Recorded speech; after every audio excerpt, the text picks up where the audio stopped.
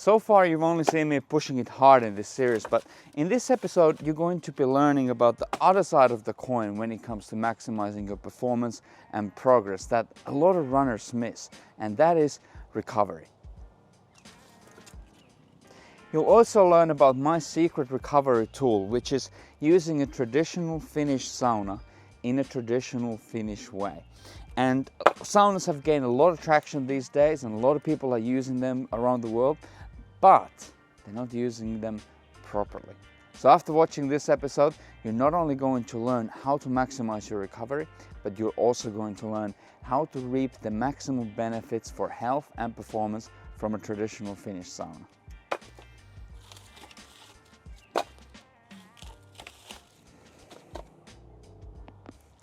By definition, if there's no recovery, there is no adaptation.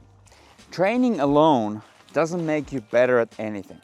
Training is only the stress that will stimulate adaptations as long as you follow that stress with recovery.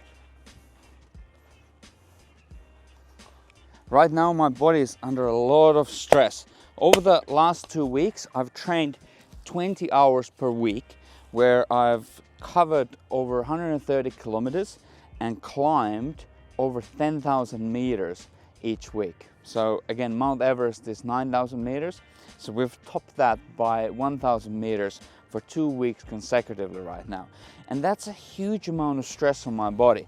And I can tell you that I'm feeling it. You know, my overall energy levels, mood, appetite, sleep quality, libido, things like that, they kind of start going out of the window, which doesn't sound great, but actually in a way it's a confirmation from my body that the training is working. It's doing what it's supposed to do. It's making me fatigued, and that's exactly what I want at this point in time of my preparation for King of the Hill. It just means that at some point I need to pull back and allow myself to recover so that my body can actually adapt and I don't burn out or get injured. By far the most powerful fatigue management tool at your disposal is your program design. Your program should have periods of higher stress of training, like what I'm experiencing right now, followed by an easier week of training. Because just having one rest day, like today is Sunday, today is my recovery day, just one day is not going to allow my body to recover fully from all the stress that I've put my body through over the last couple of weeks. It's going to be just enough so that I can climb that hill again tomorrow. But if I want to really lock in all the adaptations that I've worked for really hard, then that means that in my program, this heavy training period needs to be followed by an easier week when you really allow the fatigue to drop down and all the fitness gains that I've worked for to realize themselves.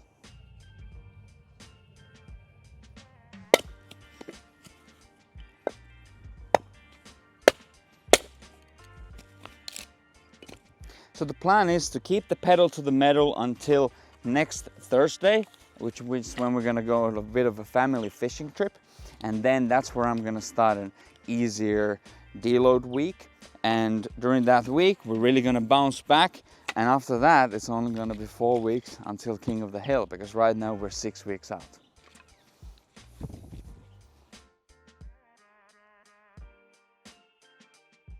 After program design, the second most important thing for making sure that you're recovering from your training optimally is nutrition.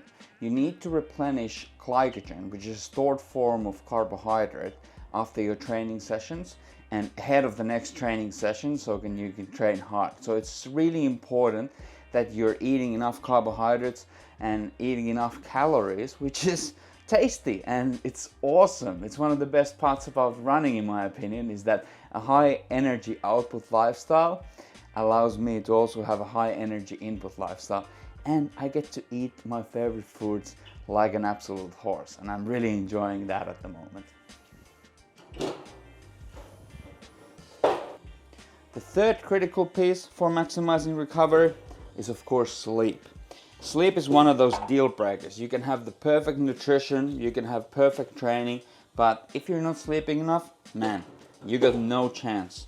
You got no chance that you're gonna be able to tolerate and absorb a heavy enough training load that's actually gonna make you significantly better at any kind of physical endeavor. And what about once we've got the training program design in place, then we are eating enough calories and carbohydrates, we're getting 7 to 9 hours of uninterrupted sleep. What's the fourth thing that you can do to accelerate your recovery and performance? Ta-da! The extras. And in my book, sauna definitely falls into the extras. Even though it's been a huge part of my life ever since I was like 3 years old. I've been going to the sauna at least once a week and during my entire upbringing in Finland. But over the last couple of years, especially since my best mate Teemu came here to Australia and built me this sauna, I've been using it every single day. Typically, I do it at night time because it's really sets the stage for great quality sleep. I come and have a sauna, put the air conditioning on in the room, and go into an air conditioned room and you sleep like an absolute baby. But it's pretty hard to do this filming thing in a completely pitch black sauna, so that's why we're gonna do it in the middle of the day today.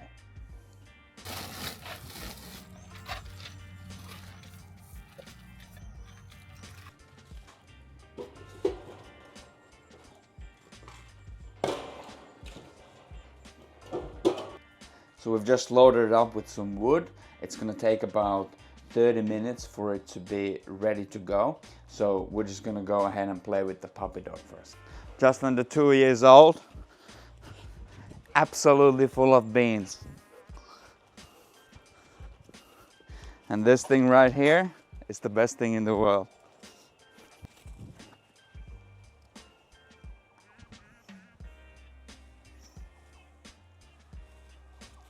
Playing is another important form of recovery. Whatever makes you relaxed, like playing with the puppy dog, playing video games. Yeah, these things can and should be a part of your recovery arsenal. One of my favorite things is just getting the feet on the grass. Like nothing beats that feeling.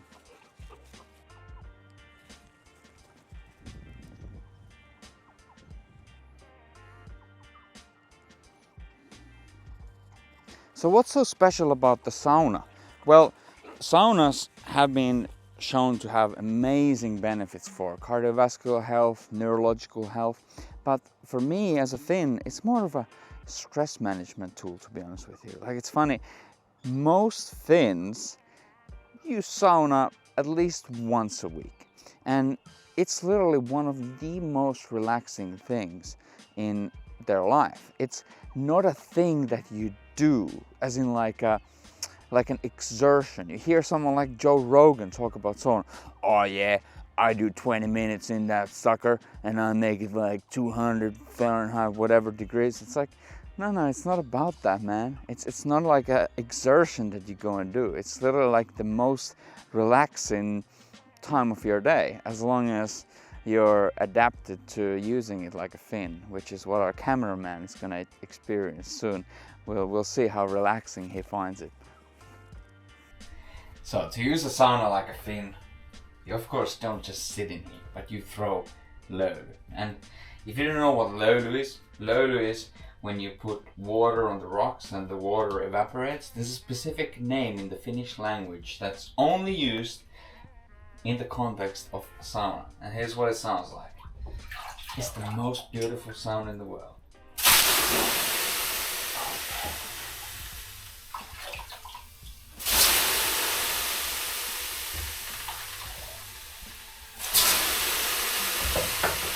Feel that?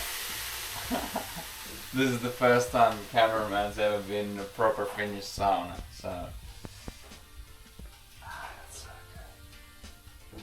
So like I was saying earlier, being in a sauna for Finns, it's not really about getting there for 20 minutes and like grit it out. No, that's absolutely not the point. The point is to get in the sauna, make some löyly, we throw a few times just so that it feels you get that nice and spicy feeling, and then you just relax. You just sit with it. You just try to slow down your breathing. See if you can breathe through your nose. It's crazy, the humidity, hey? Far out, it's hot. Holy. You should see the face of our cameraman right Holy now. It's shit. hilarious. A lot of people think that this is a dry sauna, but that term dry sauna needs to go out of the window because it absolutely makes zero sense. A traditional Finnish sauna should be very humid. In fact, if it's too dry, it's going to be very uncomfortable. Typically, if you have an electric heater and you make it super hot, and then depending on your airflow of your sauna room, it's going to be really dry. So when you put water on the rocks, it's just literally going to sting you in the shoulders. Whereas with this, as soon as I put water, bang, immediate full body sweat, and it's like this warm hug almost. Am I describing it correctly? Yeah. Yeah. This guy's just trying to survive. There's definitely a tolerance to this thing. You know, your tolerance starts from here, and then the more you use the sauna, the higher your tolerance is. I think I'll have to hop out for a bit too, Okay, the cameraman. good, no stress.